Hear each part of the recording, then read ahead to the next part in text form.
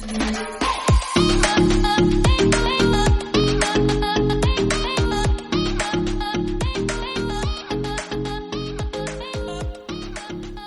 to another episode of Defending the Line.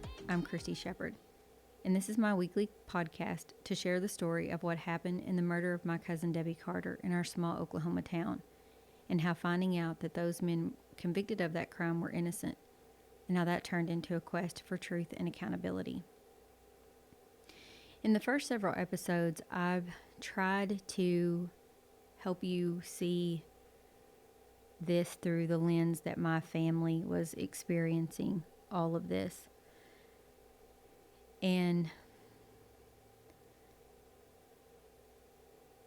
by now, several years have passed, and Ron and Dennis are in prison where we felt like they should be. But in 1995, a decision would be handed down by the Eastern District Courts that would create what I call a tsunami effect, in that this earth-shattering thing happens, and we have no idea. We never felt the ground move. We didn't know what was happening. But yet at some point, everything begins to disappear out from underneath our feet, and then a tidal wave hits and washes everything away. And so this decision that came down from the courts was that Ron Williamson had not received competent counsel, and that the hair analysis was not reliable science.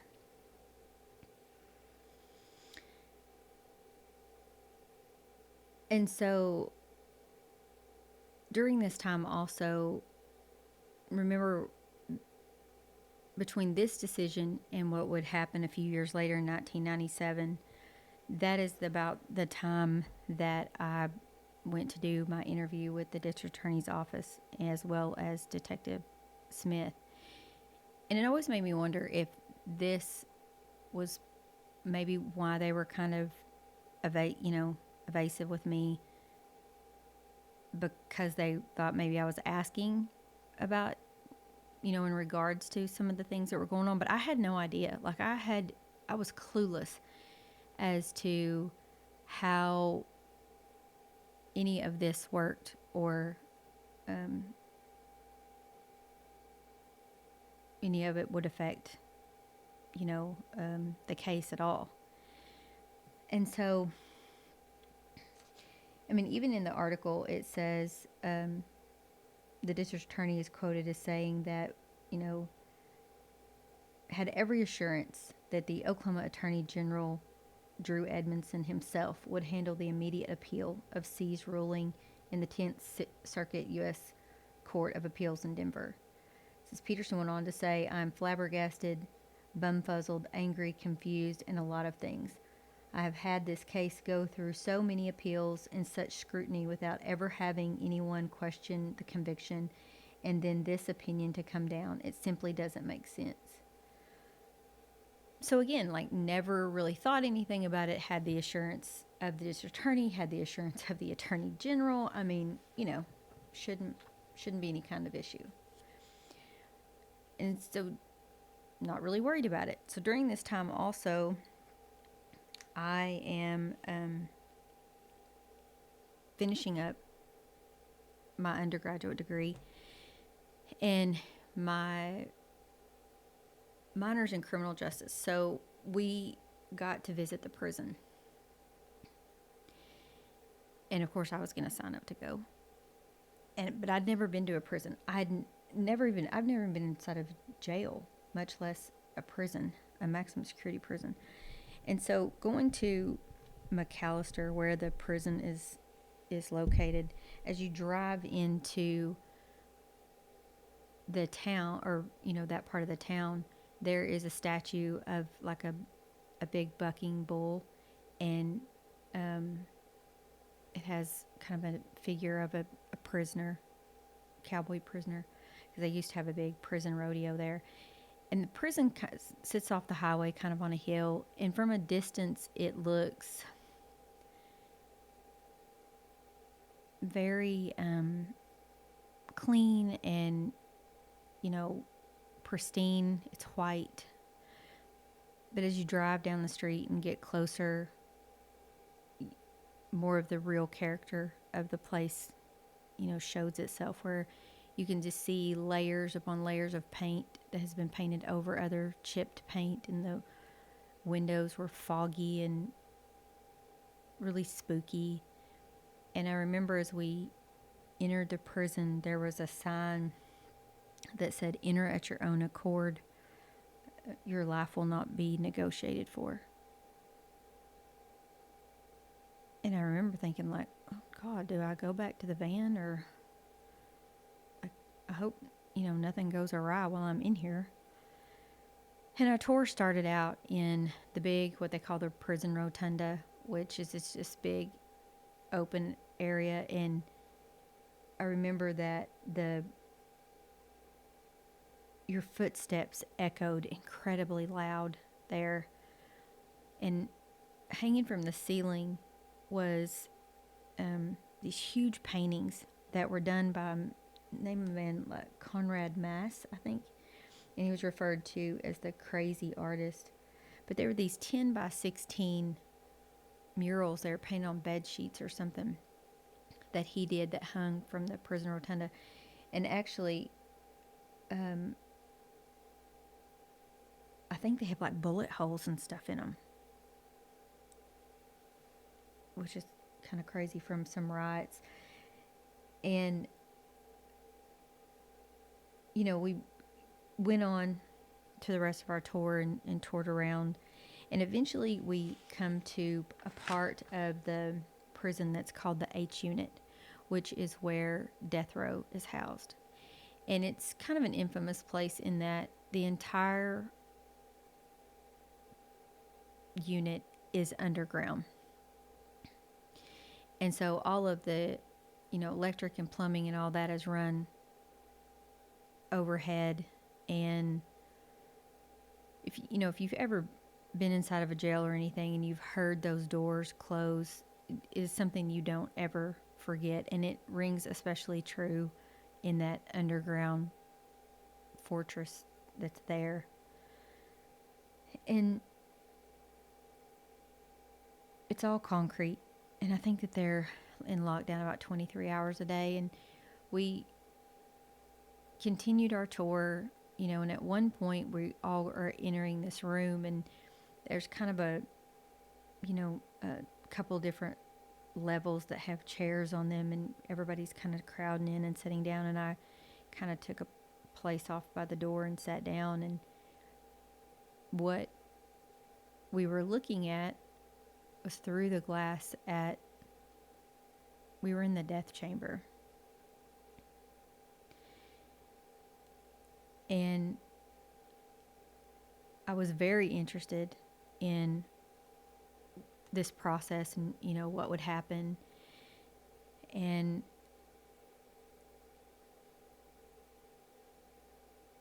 I just listened as they explained, what the process was.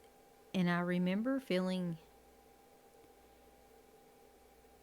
really let down when I left that area, because it just didn't seem to be adequate for what he had done to her.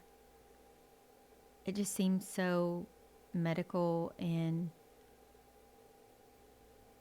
staged. It just didn't seem, and I don't know what I wanted. I don't know what I thought it should be. I just remember feeling like that wasn't it. And so as we continued our tour, I remember the line kind of stopped and nobody was really going anywhere. And one of the instructors, who was kind of our chaperone that day, came to the back of the line, and I did not know, he was not my instructor. I did not know him. I mean, I knew who he was, but I knew he was a former police officer, but I did not really know him like that. And I certainly didn't think he knew me, but he came to the back of the line and he said, "Come with me." And I thought maybe I was getting in trouble for talking in line or something. I didn't really know. And he had me go up and kind of cut in front of everybody else and enter this little area where if you turned around and looked back the way you came, there was like I think there were 12 by 12 concrete cells on each side outside. And there were a couple of inmates maybe in each one that were playing handball. And then if you turned around and looked back the other way, there was like a control panel with a guard there. And I guess they can open and close, the doors and things. And this instructor that was with me pointed to the second level, kind of on the left side in the corner. And he said, "Do you know what you're looking at?" And I said, "No, I don't guess I do."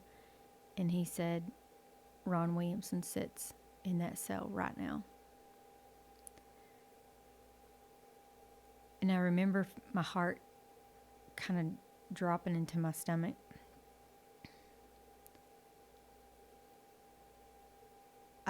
I didn't know what to think. I didn't know really how to feel or what I was supposed to do or if I was supposed to do anything.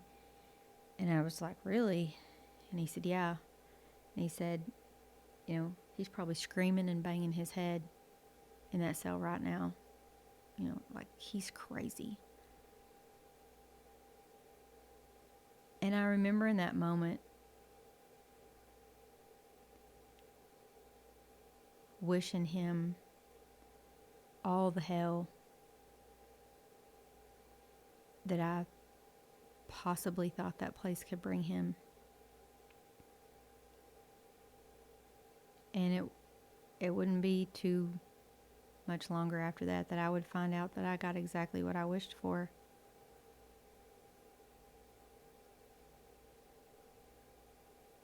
And that I'd have to come to terms with that. But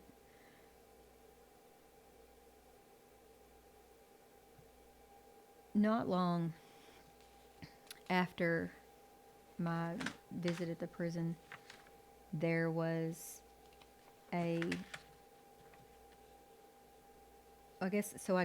went ahead. I'd graduated with undergraduate school in like May, and sometime later that summer of 97, another decision by Judge C came down and had issued Ron a new trial and that he was to be evaluated. And so, at a mental hospital, evaluation for competency, I guess. And he left death row, and he would never return there. And I remember how I got the news about this was that Peppy called me and she asked if I'd seen the paper that day, and I told her no, that I normally didn't get the paper.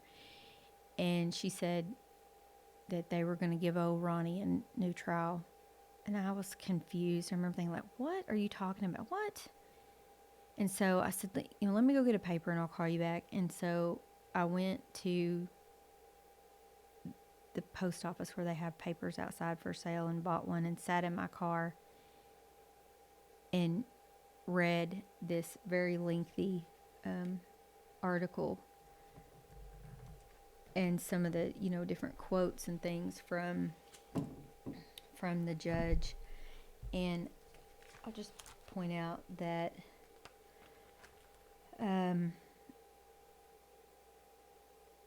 it says C's reasoning for granting Williamson a new trial exceeds 80 pages of prosecutorial mistakes. And I remember reading this and like being so confused. And there are names and connections that I had never made in this case. I felt like I was not even reading the same, like it wasn't even the same case. And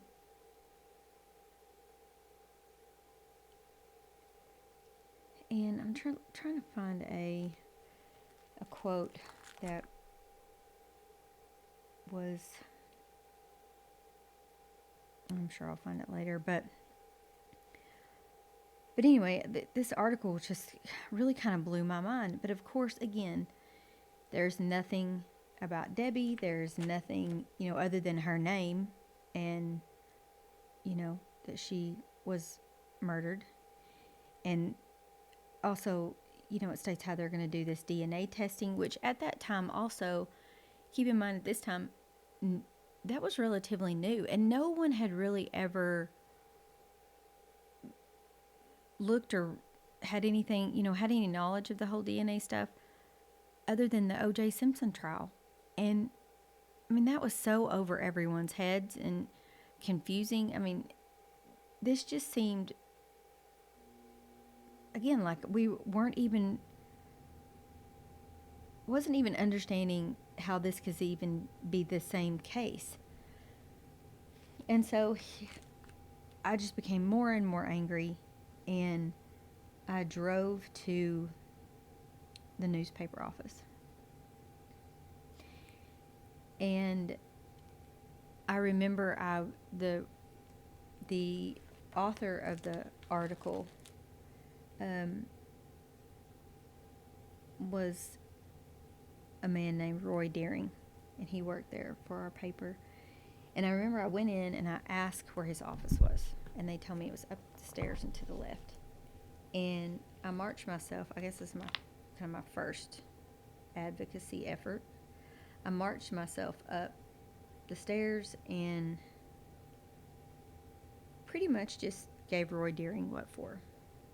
I told him, that my family was sick of this, that they never ask anything of her family, that they always, there's always quotes from his family, and, that this was just bullshit, basically. And he told me, I've contacted, I know Debbie's sister, and I said, no, you did not contacted her, because I just got off the phone with her, and nobody's heard anything from, anybody.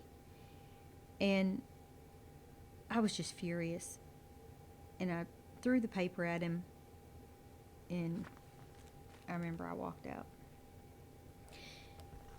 And then, such is life and karma, I guess, about 17 years later, Roy Deering would turn out to be my oldest son's English teacher and favorite teacher. And I actually asked him one time at a parent-teacher conference if he remembered my little outburst. And he said that he did not remember that. And maybe he didn't, but I did apologize for behaving that way. But again, it was just so shocking, and you just don't know who to lash out at, and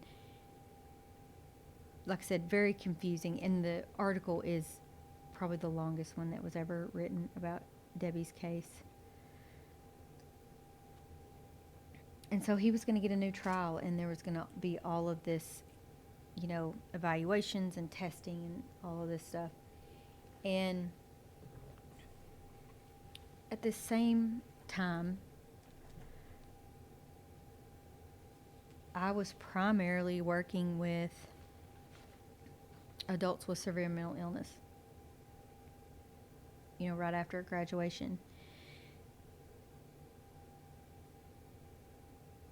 And so I felt like it was incumbent on me to attend this competency hearing that they were going to have for Ron Williamson. And I remember I walked in, and Peppy couldn't go.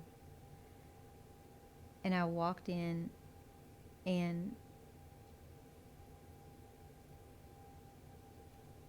it was in the little, what they called the little courtroom at the time. And there was nothing but maybe like a little 3-foot wall that separated me and him. And again, like, I'm sure he has no idea who I am. And there wasn't really anyone there.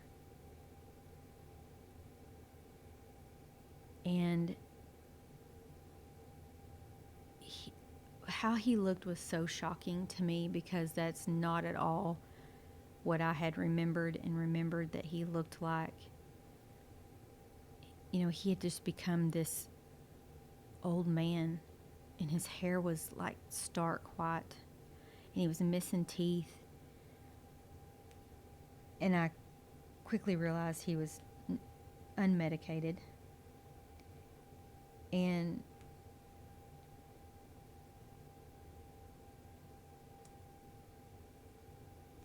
I sat and listened to them question him. And his responses were so... I remember he would refer to Debbie as the deceased.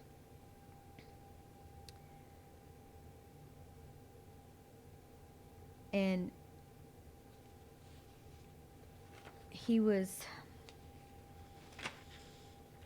clearly not well.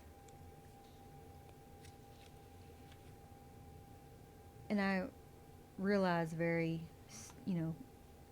soon that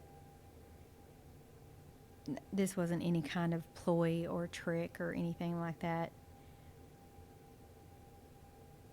That he was really, haunted by these things. And I remember that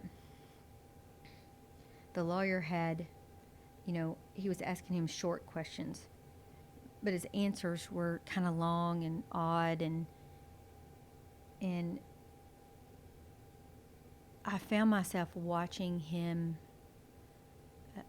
watching his lips and watching, him talk, and he, like I said, didn't have any teeth, watching his mannerisms, and he would bob his head and the tone of his voice.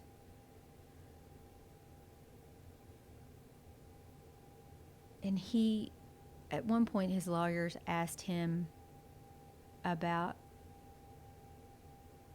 something about the TV, and then he got on kind of this rant about that the sports broadcasters on TV would taunt him and say, why did you kill Debbie? And again, just taunt him over and over. And he really had no understanding that the other people in the room, if they were to hear that same thing on TV, that they wouldn't be hearing that. Like he couldn't, that's how little he was in touch with reality, is that he didn't even understand that the things that he was hearing and stuff, no one else was hearing those things, which was, that was significant for me. And I just eventually was kind of overwhelmed, and I think I left right after his testimony.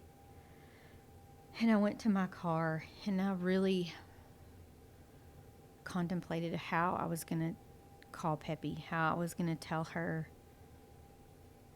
that this man was very, very sick, and that there's no possible way that he could aid in his own defense.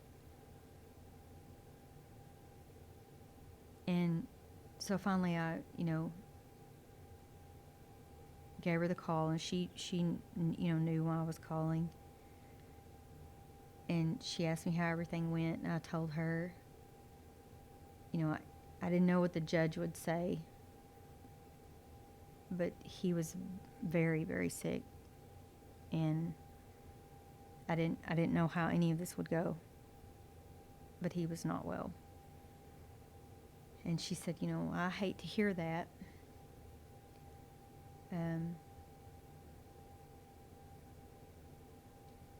I think she knew that, this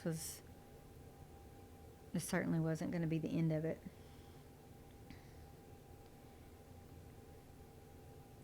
And it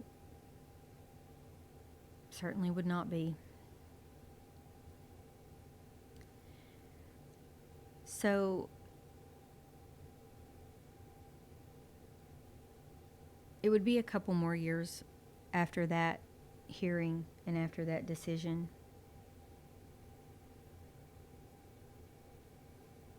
But in the next episode, we'll talk about how the answered prayers of Williamson and Fritz became this Pandora's box of hell for my family.